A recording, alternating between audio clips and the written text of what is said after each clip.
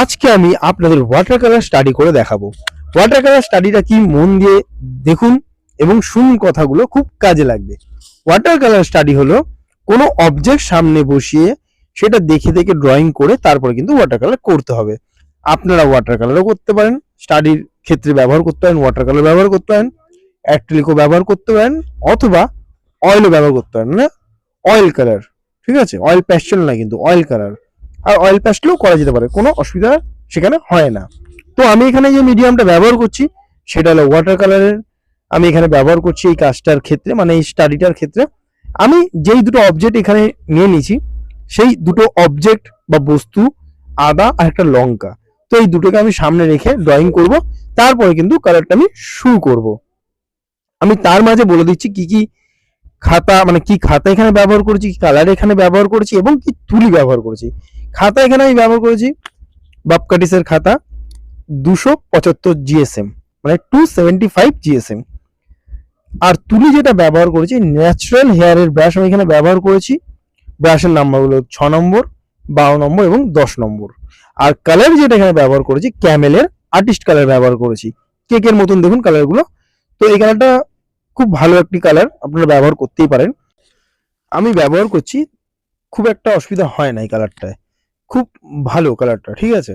তো আপনারা এটাও ব্যবহার করতে পারেন, বা টিউবের ফর্মে যেটা আসে, টিউব কালার যেটা আমরা বলি 20 ml এর, সেটাও কিন্তু ব্যবহার করতে পারেন।